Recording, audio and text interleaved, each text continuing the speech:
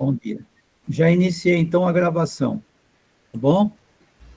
Vou fazer a apresentação. Então, apresento agora a 18ª Semana de Filologia, né, um evento que a gente vem organizando, eu e o SEABRA, já durante muitos anos. Ao longo dos anos, só paramos naquele ano fatídico lá, né? Então, agora o formato está um pouco diferente, como vocês estão vendo, não é? Porque nós não abrimos para tantas comunicações, agora nós estamos fazendo mais convites, né? Tanto para palestras como para comunicações. Nós gravaremos, né, como estamos gravando agora, essa sessão, e depois colocaremos no YouTube. Aí a visualização será, né, aberta a todos, através do YouTube. O que mais eu tenho a dizer? Bom, agradecer, né, a todos que comparecerem a esse evento. Esperamos que tudo, né, saia bem e que possamos, né, obter um bom resultado. Como vocês sabem, aqui é uma semana de filologia, com assuntos mais, assim, focados, né, nos trabalhos de pesquisa desenvolvido por professores e alunos, com alguma, assim, uma maior preocupação em fazer trabalhos que tenham uma implicação filológica, né?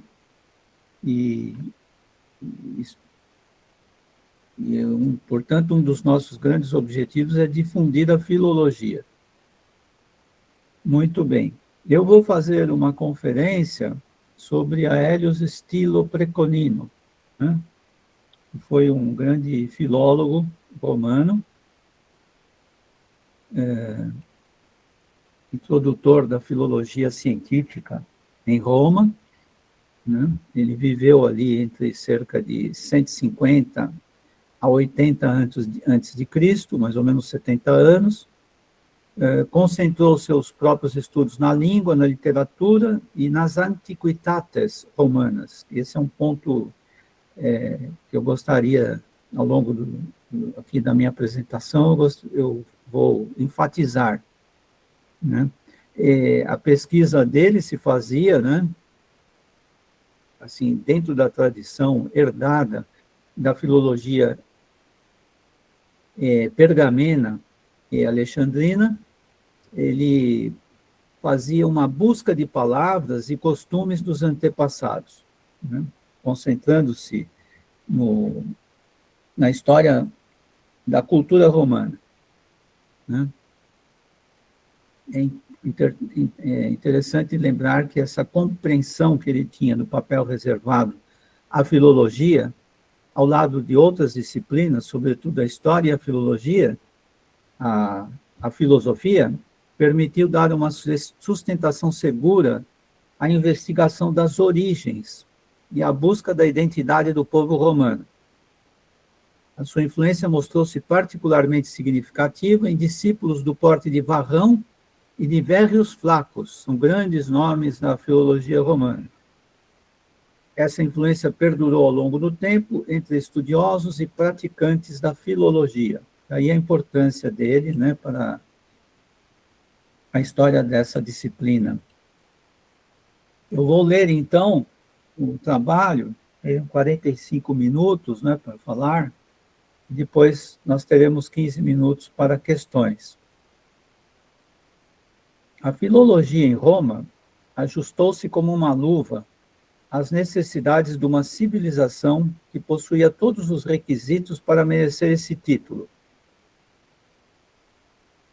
Isto em parte porque, na altura em que a filologia passou a prestar os seus melhores serviços a Roma, esta estava a merecer que a perícia demonstrada na arte de construir uma sociedade complexa fosse celebrada.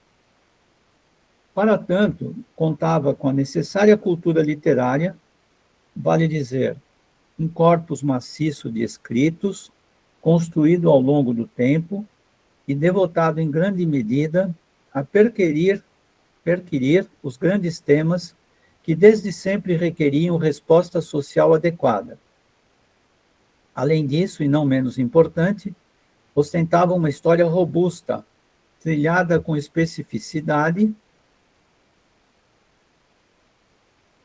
e atenção aos melhores exemplos externos, que a levaria a ocupar um lugar central no cosmos reservado aos povos decisivos para se julgarem os feitos humanos. Um percurso histórico conducente a uma alta complexidade social, culminante com a entrada para o rol das grandes civilizações, não só pode, mas deve ser conhecido em todos os seus momentos e pormenores, desde que se dá o seu surgimento até o ponto em que atinge o seu apogeu. Aélios estilo Preconinos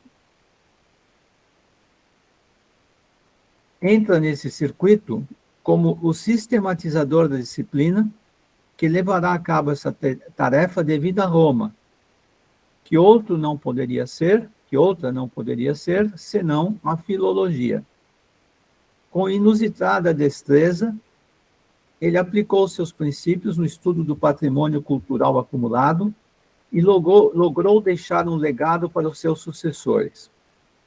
Natural de Lanúvio, antigo Lácio, cidadão da República, pertencente à classe equestre, os seus dotes intelectuais e a sua vasta erudição são atestados pelas melhores cabeças da inteligência romana da época, a começar por Suetônio, o cronista da elite ilustrada, para cuja formação contribuiu ele próprio. A par de informar alguns pormenores sobre a vida de nosso filólogo, Suetônio enfatiza o seu papel em introduzir ordem e enriquecimento a todo aspecto da gramática. Isso está em De Illustribus Grammaticis, capítulo 3. Uma disciplina na altura altamente valorizada nos meios intelectuais, a qual emprestou a sua experiência de estudioso e homem público. Outras menções a Hélios podem ser encontradas em observadores e atores privilegiados da vida cultural romana. Com Varrão, viveu entre 116 a 27 a.C., seu discípulo, manteve liames estreitos, assim como com Cícero, que lhe frequentou a casa.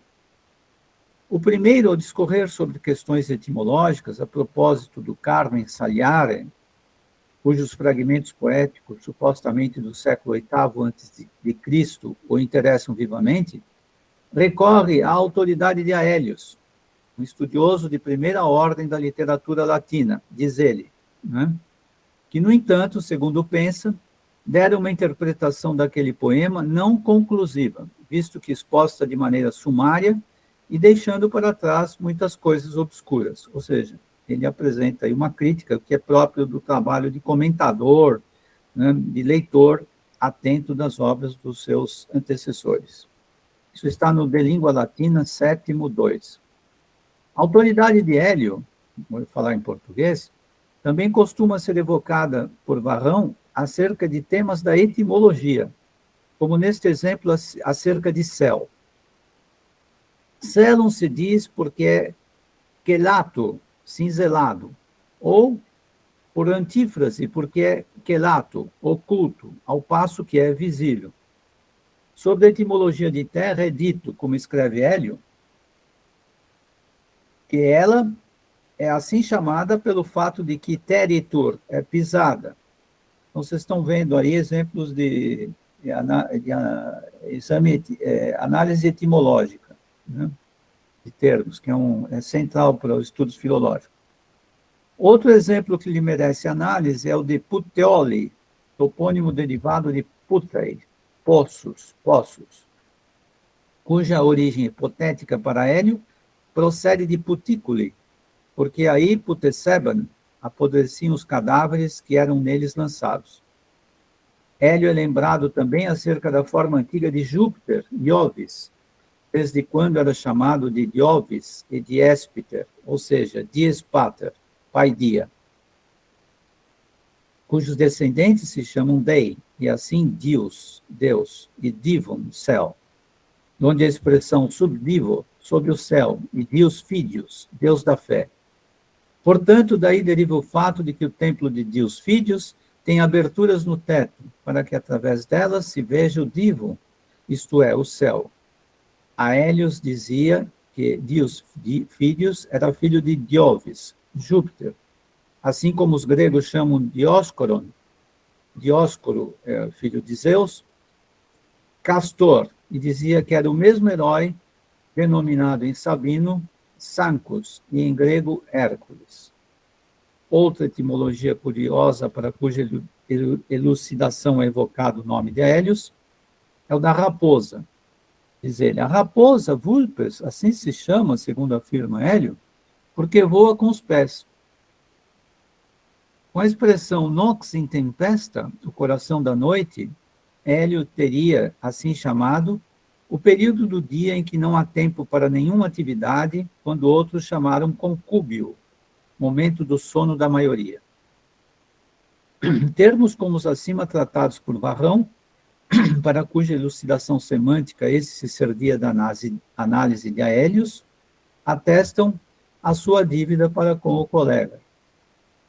Cícero, que na juventude foi buscar em Hélio lições de letrado, a fim de dirimir dúvidas sobre temas apreciados para quem busca adquirir erudição, tal como Varrão, ao se aventurar pela etimologia, recorre ocasionalmente ao primeiro mestre, como neste exemplo, em que se convence da interpretação eliana acerca das lamentações fúnebres expressas pelo significado de eiulatio.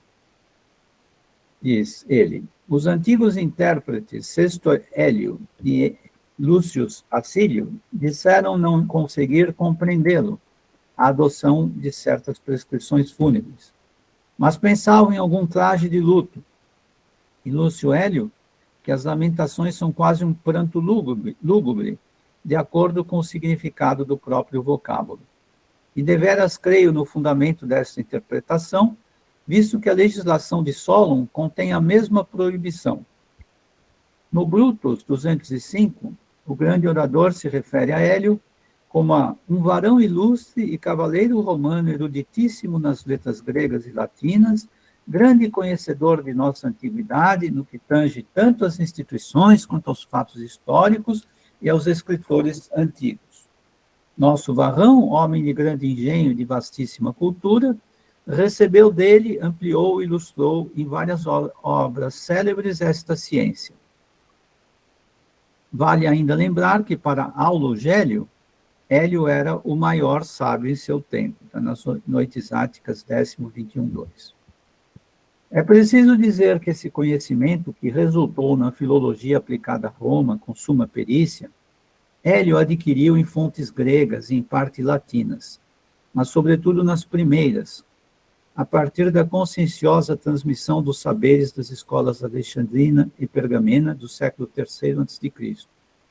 Contudo, ciente das influências recebidas pelo filólogo, que supostamente pretendia ostentar uma filosofia de estampa estoica, Cícero nega essa possibilidade, assim como lhe nega possuir os dotes de orador, embora ele escrevesse discursos para Quintus Metelo, filho de Lúcius, para Quintus Cepião e para Quintus Pompeu Rufo.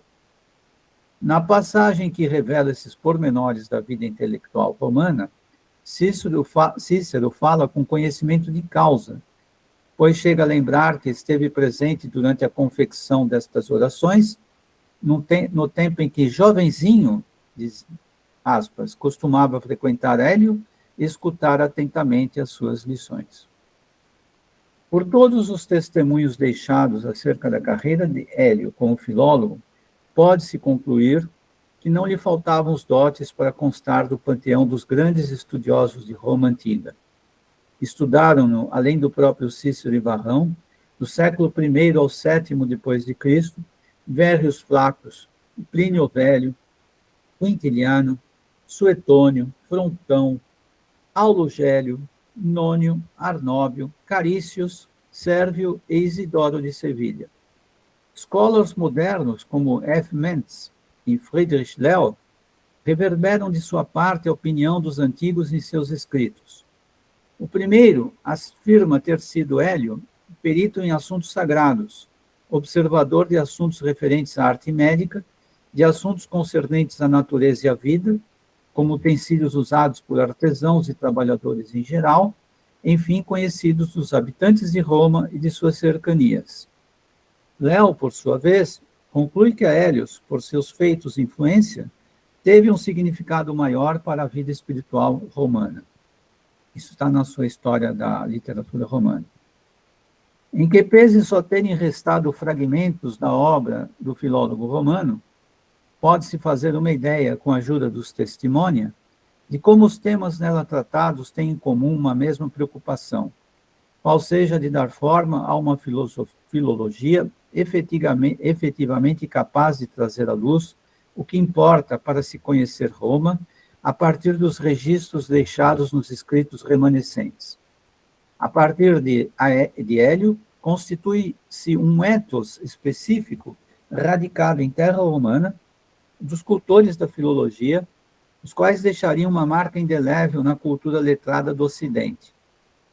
Nomes do passado como Livio Andrônico, Enio, Névios, Fábius Pictor, Quincius, Pacúvius preparam o terreno onde Hélio colhe os melhores frutos, posteriormente entregues a Varrão, Vérrios Flacos, Axios, Aurélios Opílios, Catulo, Ateios Filólogos, Ateios Capito, Verânios, Aulo Gélio, para que estes e tantos outros os cultivem e façam germinar.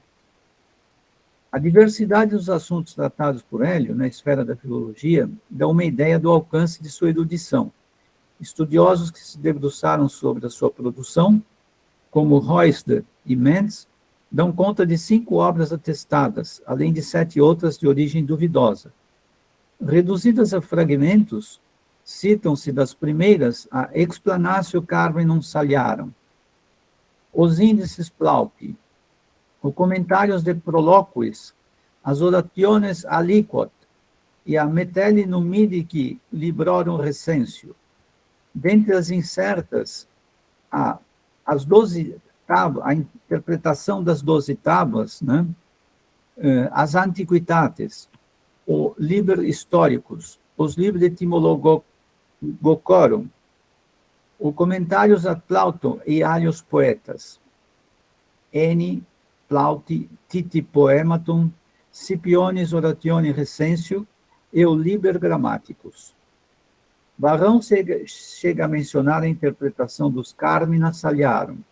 Aulo Gélio confirma a especialização eliana em Plauto, segundo ele adquirida por um homem eruditíssimo, Lúcio Hélio, que julgava somente 25 comédias de Plauton serem suas, quando outros costumavam lhe atribuir muitas mais.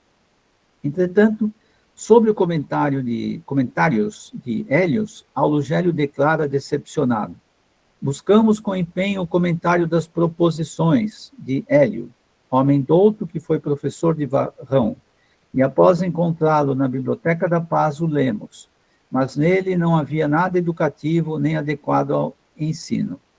Dá a impressão de que Hélio compôs este livro mais como estímulo pessoal que para ensinar os outros. Sobre as listas plautinas, Aulo Gélio corrobora, à luz de outras fontes, as dúvidas levantadas por especialistas. Diz ele: descubro ser verdade o que tinha ouvido dizer a homens versados na literatura que tinham lido atentamente numerosas comédias de Plauto, que eles não se fiavam nas listas de Hélios, de Sedigitos, de Cláudios, de Aurélios, de Axios, nem de Manilius, sobre as comédias que se têm por ambíguas. A autoridade eliana em Plauto é registrada por Plínio o Velho, como se lê nesta passagem, em que ele trata de uma espécie de vinho mencionada nas obras atrás do comediógrafo.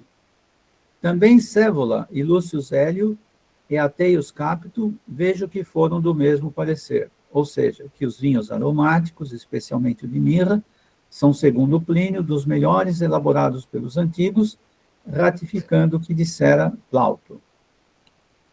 Quintiliano repercute o apreço pela língua plautina nesse comentário em que o bom gosto de Hélio estabelece um referencial seguro. Onde tropeçamos é na comédia, ainda que Varrão, na esteira de Hélio Estilo, declare que as musas teriam falado na língua de Plauto se tivessem desejado expressar-se em latim. Em Cícero, a autoridade heliana evocada, até em matéria de filosofia moral, apesar de pouco inclinados que estivessem a alta especulação os conterrâneos romanos. Em razão disso, recomendava-lhes dirigirem-se à Grécia, a fim de beberem na fonte, os raciocínios justos, que nem ele próprio podia oferecer, por se tratar de argumentos que, na verdade, não podiam ser requeridos aos gregos, e após a morte de nosso Lúcio Hélio, sequer dos latinos, está nas acadêmicas. À sua maneira, Aulogélio, que, como vimos, declara ser Hélio o mais sábio em seu tempo, conta que Varrão, que o teve por mestre e dizia dele o mesmo, por vezes o desaprovava. Sobre este ponto, trata-se da interpretação de antigas palavras gregas empregadas em latim. Meu caro Lúcio Hélio, o homem mais ornamentado de conhecimentos que conheci, às vezes se equivocava. Em suma, os testemunhos deixados na literatura romana e pós-romana fazem de Hélio o mestre inconteste da filologia latina. A sua reputação não cedeu com o tempo. Ao contrário, tem se conservado, chegando até os dias de hoje, sem sofrer abalo. A seguir, procuraremos discorrer sobre o legado do nosso filólogo, a juízo de alguns historiadores e estudiosos de filologia que demonstram esse fato. Em livros e artigos que tratam da história da filologia latina, podemos aquilatar a importância da contribuição de Hélio, tanto para a cultura letrada romana, quanto para o aprimoramento do método filológico aplicado aos monumentos escritos. É importante frisar que no momento em que Hélio e seus pares se dedicavam a classificar e esquadrinhar cada particularidade da cultura romana,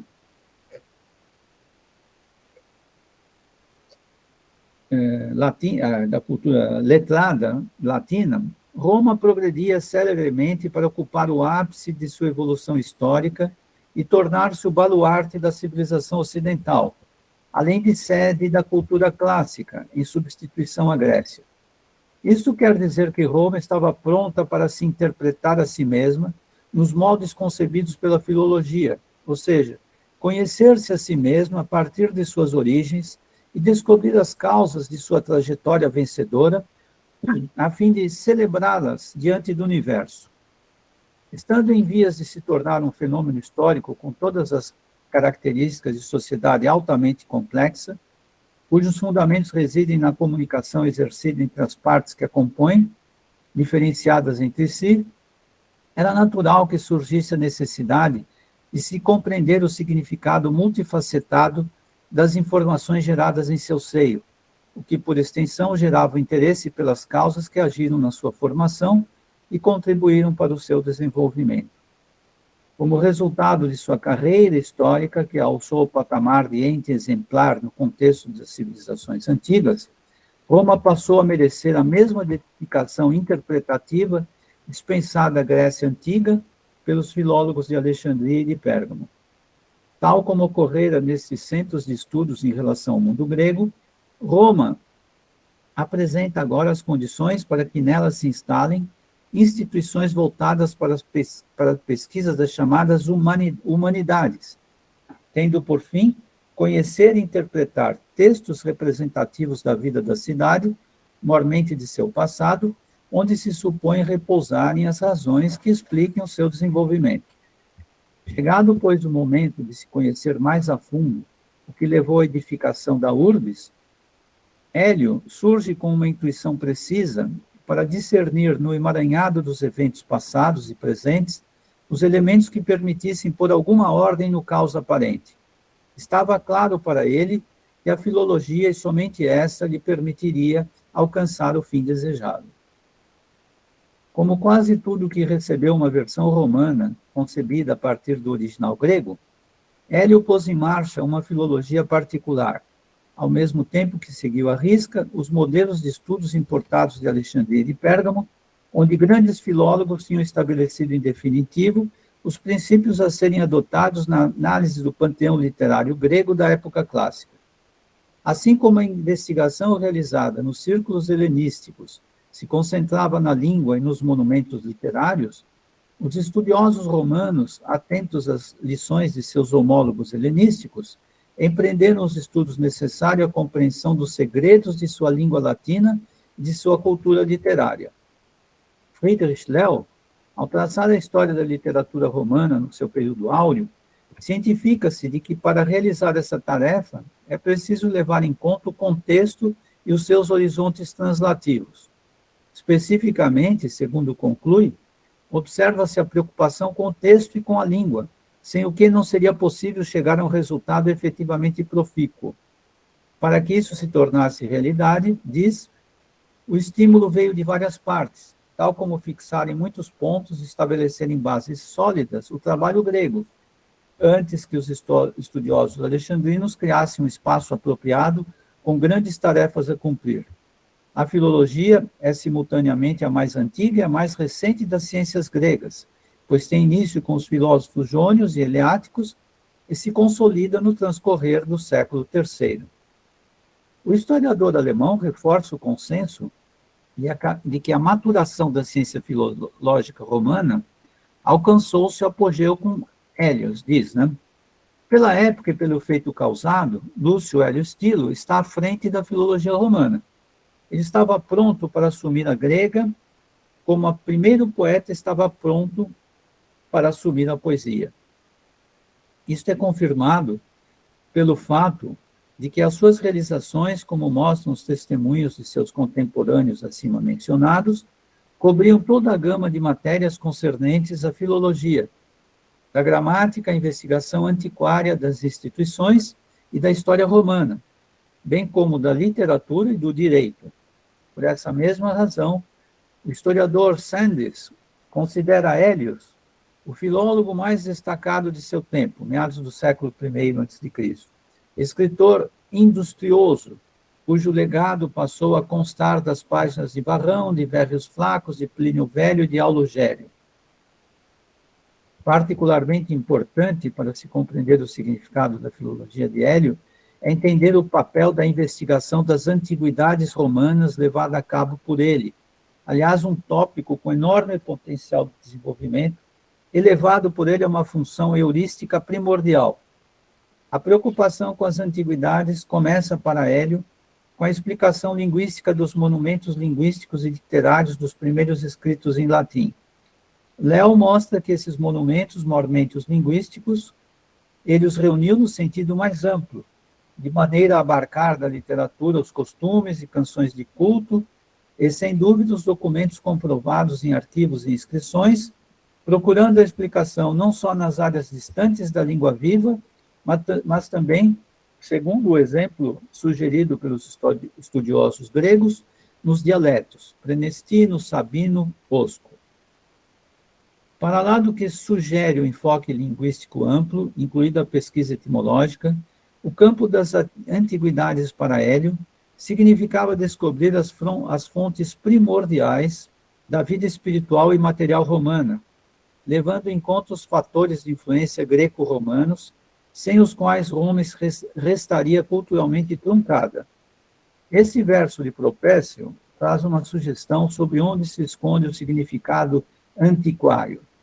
Ali estão, diz Propécio, os ritos e o calendário e os nomes antigos de lugares. Hélio, por sua vez, deixa claro que cuidados devem ser tomados a fim de não só conservar, mas também de sedimentar uma identidade nacional a partir de tal busca. Varrão, Verrios Flacos, compreenderam perfeitamente do que se trata. Por isso serão os seus seguidores imediatos nesse intento, como bem mostram os fragmentos varronianos e a memorabilia de Flaccus.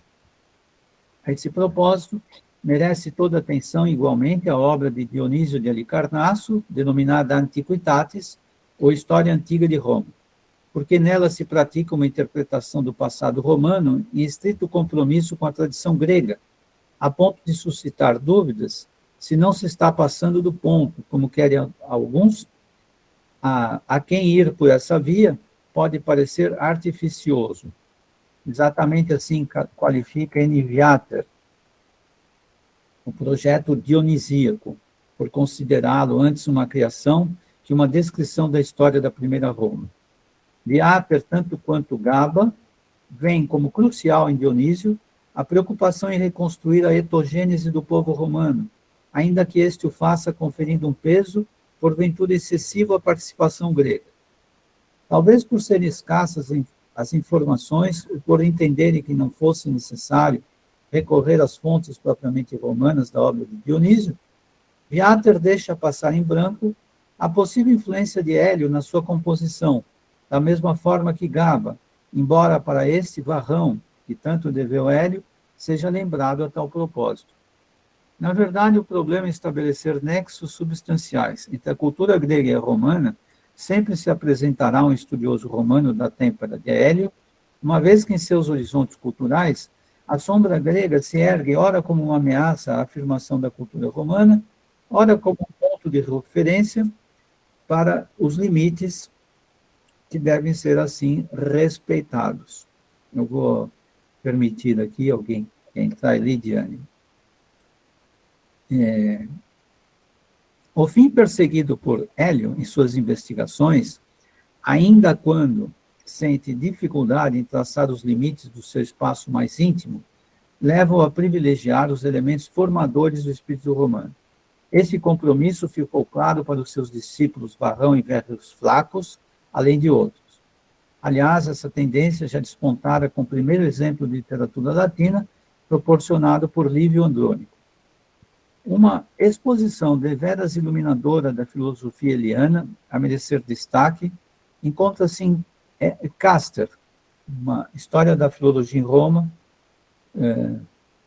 Nessa exposição, Hélio é descrito como o primeiro erudito puro de Roma, ou seja, um estudioso que se dedicava ao trabalho científico independentemente da expressão artística.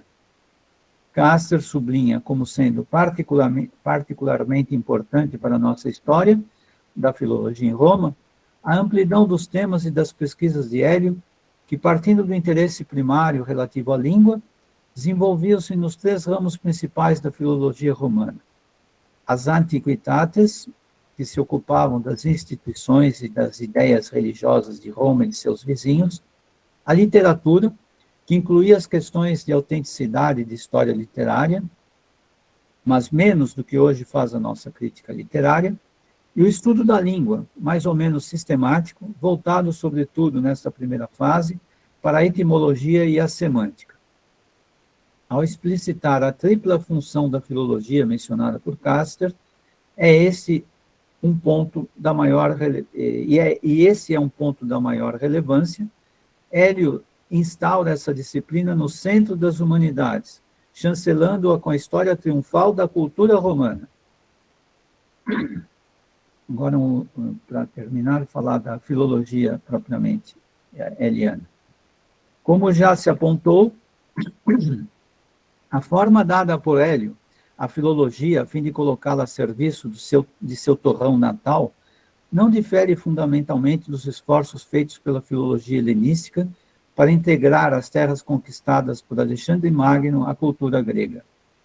Com a diferença de que, enquanto para os estudiosos helenísticos se tratava de assumir um legado que não lhe era próprio, por ter sido incorporado tardiamente à sua própria história, em si mesma periférica à matriz grega, para Hélio, o legado à sua disposição pertencia de fato e de direito aos romanos, desde os seus inícios.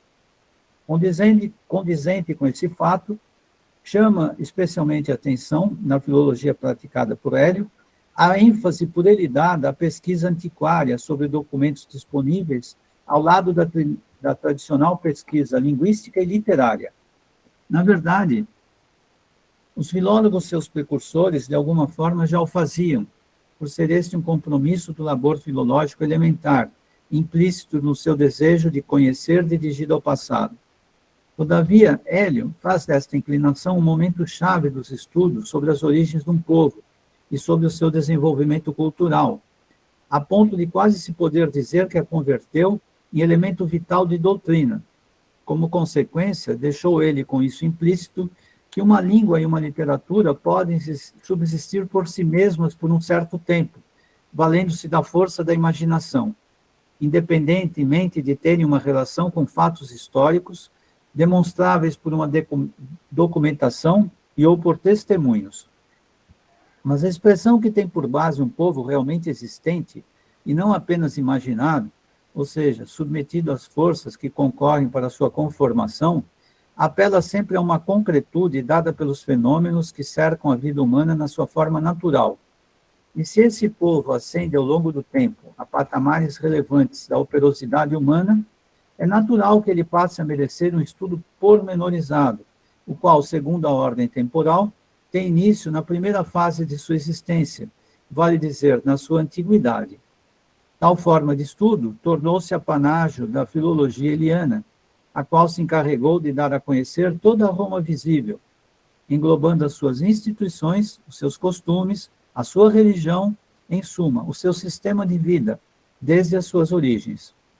Estava claro, na altura em que se fazia esse esforço para conhecer as archai romanas, que somente uma incursão conscienciosa nas formas de existência da Roma antiga, por meio do levantamento de provas documentais e testimoniais atestatórias do seu etnos particular, permitiria construir uma historiografia com o mínimo de lacunas, vale dizer, íntegra em todo o tempo de sua aplicação, do passado ao presente. Na falta de tais condições, ainda que se pretendesse tornar palpável o que não existia, ou por outra, na ausência de uma realidade social plena de evidências históricas, só restaria preencher os vazios com texto calcado em idealizações fantásticas, semeadas em linguagem autotélica, expressiva de indícios textuais meramente autorreferentes. Munida dos recursos necessários, fornecidos em parte pela concretude dos inícios, a filologia eliana pôde evitar esses percalços, desde que adotou um método de investigação que haveria de lhe conferir substancialidade, qual seja, o da arraiologia, concebida pelo Alexandrino Calímaco e sua obra Aitia, de matriz estoica. Tornar presentes aos contemporâneos a Roma arcaica, mediante a reconstrução dos primeiros estágios da vida romana, afigurou-se a Hélios uma tarefa eminentemente filológica, dir-se-ia a melhor alternativa para reunir ideias que firmassem um processo construtivo de investigação. Os temas tratados nos fragmentos restantes de sua obra permitem tirar essa conclusão, a parte o que sugerem os testemunha dos contemporâneos. Duas consequências se podem sacar daí. Primeiro, se assegura a filologia um papel central na investigação do passado, no sentido de que uma eventual reconstrução das archai requer embasamento em dados concretos ou ser instruída por uma convicção segura, apoiada em estudos de língua, de literatura e de antiguidades. A segunda consequência é que Roma representa o sustentáculo de toda e qualquer filologia que se propõe a construir, a partir de origens, o sistema de vida ocidental. A implicação prática para esse contexto civilizacional é que, estando ausente a ideia de Roma, todo o resto que não repousa sobre ela vem abaixo. Ressalte-se ainda que, para realizar a contento a sua tarefa, a filologia deve respeitar a sua aliança natural com as disciplinas tradicionais que, a seu lado, cumprem uma função epistemológica vigorosa e decisiva no campo das humanidades, quais sejam a filosofia e a história, bem como as suas homólogas tardias. Assim fundamentada, a hermenêutica filológica procura ter-se a realidade das coisas, de modo que, ao se perseguir uma eventual reconstrução do passado, se possa contar com elementos sólidos fornecidos pelo levantamento historiográfico ou seja, passíveis de comprovação. Sem tais pressupostos, toda especulação e toda reconstrução pretendidas tendem a parecer uma mera peça literária desvinculada da realidade factual. Hélios dirigiu a sua investigação, aparentemente ciente destas dificuldades, mas é preciso reconhecer que lhe valia como corretivo para toda e qualquer elucubração factualmente vazia a existência de uma formação social exemplarmente amparada em grandes feitos culturais e civilizatórios, encarnada na própria Roma. E assim eu encerrei a minha apresentação, e até um pouquinho antes do tempo, mas deu certo. Por isso até corri um pouco.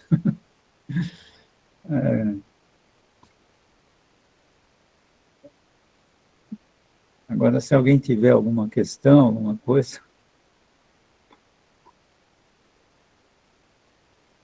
José... Seabra, pode falar, Seabra. Aí, professor Lindo, é o seguinte, é interessante que Cícero, no Tratado Brutus, Tratado Brutus, o capítulo 56, parágrafos 205 a 207, dá notícias sobre Hélio Estilão, né? Sobre este Hélio. E anota lá que ele era um erudito em grego e latim, mas fraco em discursos. Né? É isso mesmo, é verdade.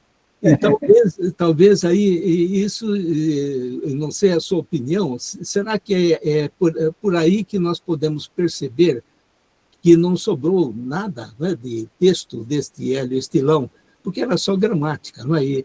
E na parte de discursos ele era muito fraquinho, segundo Cícero. Então, seria uma explicação para o fato de não ter sobrado nada, né, da obra de Hélio Estilão. Não sei a sua opinião sobre isso. Sobrou muito pouco, realmente, né? E esses testemunhos aí de Cícero, de Varrão, etc., são muito importantes para se ter uma ideia do que ele fez. Mas eu diria assim que ele não era um bom orador, é isso que eu entendi que o Cícero quis dizer. Ou seja, ele não fazia belos discursos, mas ele conseguia, vamos dizer assim, municiar os discursos de outros, sabe? Ou seja, outros se baseavam nele para dar conteúdo às suas próprias, né, às suas próprias arengas, vamos dizer assim, entendeu? Os seus próprios discursos. E uma coisa importante é que ele sobreviveu principalmente em Varrão e em Vérrios Flacos. E de Vérrios Flacos e de Varrão, nós também não temos tudo. O de língua latina, por exemplo, do Varrão, só temos uma parte, infelizmente. Então, eu não sei se o que desapareceu foi por obra vamos dizer assim, das circunstâncias, né? Pelas circunstâncias, ou se houve um desinteresse, eu não sei dizer. Você mesmo lembra que você disse para mim que uma série de coisas latinas, uma série de obras tinham assim, sido perdidas, né? Lembra que você falou? Sem dúvida. Agora, eu acho assim que ele, vamos dizer, foi, não em tudo, né?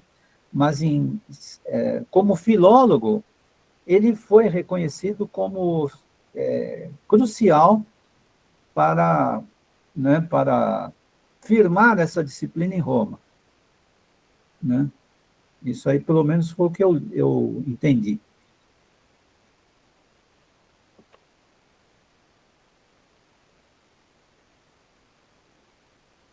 Se alguém tiver alguma pergunta, alguma dúvida aí.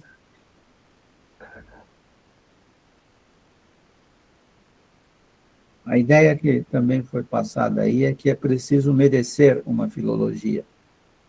Não se faz filologia sobre o vazio, sobre textos apenas. É preciso haver uma história, precisa haver uma razão. Essa investigação de origens, tal como se faz, voltando-se apenas para textos remanescentes, que são, vamos dizer assim, desprovidos de uma relação substancial, com fatos históricos, por exemplo, com a arqueologia, né? Com uma história efetiva, né? São coisas, vamos dizer assim, que apelam mais à imaginação do que à realidade, à verdade. E aí a filologia romana, assim como a filologia helenística, elas se tornam disciplinas aliadas da história e da filosofia. Elas precisam caminhar juntas, né, para afirmar o poder da razão, né? O poder da razão.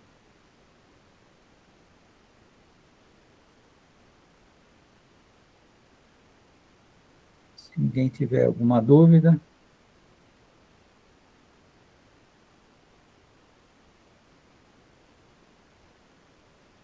$50 da... 50. Pode falar, Ricardo. O Ricardo faz trabalhos aí sobre a América Latina. A lição, viu, Ricardo? A lição que o Hélio deixa é muito importante para se estudar a América Latina, porque se faz muita fantasia sobre origens da América Latina, sobre povos originários, coisas assim, sabe? E, né, a questão é, estamos a merecer um verdadeiro trabalho filológico, de investigação arqueológico? Essa é a questão. Você vê que a Hélio surge quando Roma já é grande. É uma grande civilização, é um baluarte da civilização ocidental. Professor, ficou bem claro agora, o senhor praticamente respondeu umas questões que eu ia levantar, né? Até mesmo o professor Seabra já as colocou. É interessante que ele coloca que não se faz filologia apenas, lógico, a tradição literária é importante, os textos são importantíssimos, mas não só ele. É necessária a literatura mais uma tradição, ligada a uma antiguidade. Né? Efetiva, né? Efetiva, não é uma antiguidade, não é vamos uma dizer, inventada. espúria, inautêntica, né? É interessante que meio que essa triangulação, né, o tripé, vamos dizer assim, tradição, a literatura e a antiguidade, eles dão essa ambiência, vamos dizer, entre aspas, necessárias para o desenvolvimento da própria filologia. A filologia ajuda a consolidar, né, assim, a identidade de um país, né? De um país, de uma nação, vamos dizer assim. Aí nós estamos falando do Ocidente. Certo. Estamos falando do Ocidente, né? E Roma é a matriz, junto com a Grécia, obviamente, mas principalmente Roma, né? Pelo grande desenvolvimento, a complexidade da história romana, a grande literatura, etc. Ela se torna, vamos dizer, uma espécie de essência do Ocidente. Sim. Isso eu achei interessante, o paralelo que o senhor coloca com Alexandre, porque Alexandre ele teve que lidar... Alexandria. Com Alexandria, lidar, vamos dizer, com povos heterogêneos, que têm origem distinta, e eles tiveram que, de certo modo, arranjar uma civilização nisso, né? Um arranjo civilizatório. Como é que essa composição de elementos heterogêneos num todo maior é uma tarefa quase que, assim, de um artífice mesmo, é algo complexo, né? E porque você tem que saber recepcionar tanto o elemento adventício, o elemento exógeno, mas sem que esse elemento ele seja contrário ao elemento autóctone, vamos dizer assim, né? Você gerar uma espécie de equilíbrio, uma homeostase, é algo que é um arranjo complexo, né? Eu achei interessante isso. A filologia alexandrina, pergamena, o que eles fazem? Eles buscam as suas fontes, as suas origens na Grécia, porque existia uma construção civilizacional, né, nesses lugares, na Grécia, no caso. Basta ler a literatura grega para a gente ver e consultar a história grega. E eles queriam, então, se integrar a isso, fazer parte disso, não é? Ou seja, ser uma espécie de continuação, sabe? Né? E para isso, então, eles desenvolvem os trabalhos filológicos, porque era a única maneira de eles fazerem uma integração real, porque a integração histórica só seria feita de maneira muito, assim, tênue, muito frágil, porque eles só tinham, assim, o exemplo da conquista por Alexandre Magno, entendeu? Essa é a história deles, né? A outra história, a história dos seus próprios povos, levava uma outra direção, né? Uma outra direção, entende? E quem possuía todos os meios, vamos dizer, para dar a eles as condições para essa integração, ou seja, possuía língua, possuía literatura e possuía antiguidades, eram os gregos. Daí o panteão grego, o panteão do clássico, ou seja, os grandes autores, as listas dos grandes escritores, historiadores, poetas da Grécia, eles queriam fazer parte daquela civilização. Porque essas civilizações, elas não são apenas autocentradas, elas possuem uma periferia, elas crescem a partir da periferia, entendeu? E vai incorporando. É o exemplo lá antiquíssimo dos indo-europeus, né? Ou seja, que ao levarem a língua, seus costumes para grande parte do mundo, eles vão incorporando uma periferia. Você vê, no estudo dos indo-europeus, não se sabe nem qual é a origem, qual é o foco, de onde surgiram, a terra natal. Só se conhecem periferias, mas é suficiente para estabelecer esse liame substancial. Entendeu? Né? Eu não sei se você concorda. É o caso da América Latina, que precisaria, se quiser fazer esse liame, encontrar, vamos dizer, as razões para, vamos dizer assim, afirmar, né, assim, se afirmar como uma periferia, vamos dizer, substancial. E não é a Europa, tá? Não é a Europa. Você que estuda isso, não é bem a Europa que explica isso, né?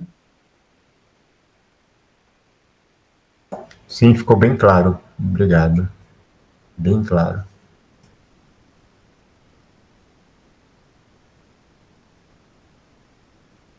Bom, é isso aí. Se ninguém tiver mais pergunta, ou algum comentário, alguma coisa. Professor, tem alguma coisa em português e espanhol para acessar sobre o autor? Sobre o Hélio? Não, na verdade, o Hélio só restaram fragmentos dele, entendeu? Então a gente precisa de testemunhos, precisa consultar outros que falam dele, mais algumas coisas dele. Ou seja, o que restou dele é suficiente para demonstrar esses fatos que eu trouxe aqui. Mas não há um texto, não é, completo. O próprio Varrão, que foi o maior nome, o maior erudito romano, grande filólogo, herdeiro de Hélio, né? Também o Verrius Flaccus, né? Que foi o primeiro a compor um grande léxico, né? Das antiquitates romanas, que acabou se perdendo, que depois foi transmitido por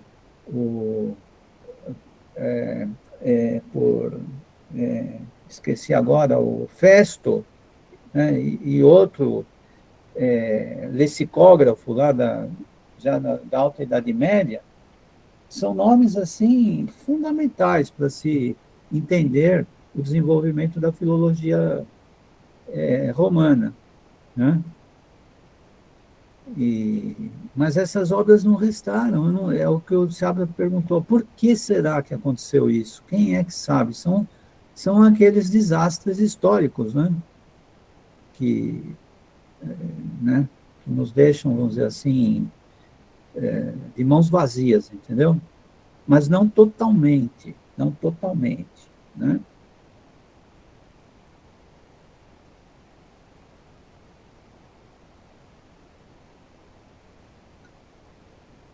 Obrigado, muito obrigado.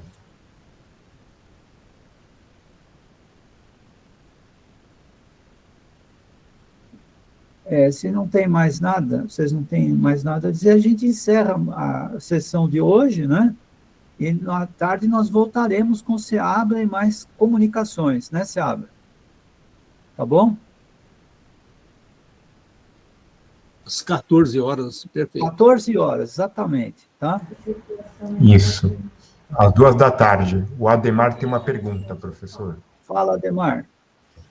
Oi, professor, tudo bom? Tudo bom. Eu tô acompanhando aqui em movimento, que eu estou em trânsito, né? Eu estava em aula até agora há pouco, né? Mas eu peguei pela metade a apresentação, não peguei tudo, né? Mas eu tenho só uma colocação, não é nem sobre o conteúdo da apresentação, é mais sobre a minha apresentação no Congresso, que eu teria uma comunicação hoje à tarde para fazer, né? Mas surgiu um imprevisto, né? Minha esposa fez uma cirurgia e eu vou ter que ir com ela ao médico, precisa de um acompanhante, não tem ninguém para ir, né? Hoje à tarde. Queria ver se tem como deslocar a minha apresentação ou trocar com alguém. Deixa para amanhã. É que amanhã, então amanhã eu também não posso, professor. Então, quarta-feira. Só poderia na quarta-feira à tarde, então vem na quarta. Tarde eu... Tá bom? Então tá bom. Perfeito. Aí o Paulo resolve lá depois, né, Paulo? Sim, eu resolvo, né? Eu vou remanejar a comunicação dele para quarta-feira, né? A comunicação do Ademar, né? Tá. E sempre lembrando a todo o pessoal que está presente, né? Que nós estamos com a lista de presença, né? Então, o pessoal que assim desejar pode assinar a lista de presença, né? E fazer jus ao certificado de ouvinte. Exatamente.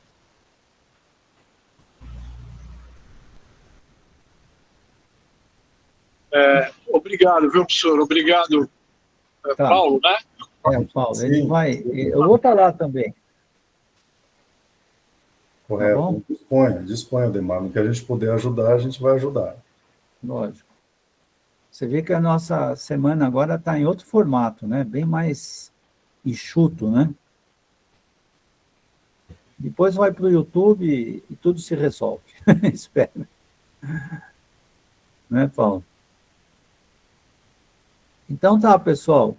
Se ninguém tem mais nada a dizer, encerramos por aqui a sessão matutina do nosso primeiro dia e voltaremos à tarde, às 14 horas, com o professor Seabra. Tá bom? Até às 2 da tarde. Então, até às 2. Até mais, até às 2 da tarde. Pessoal. Obrigado pela presença.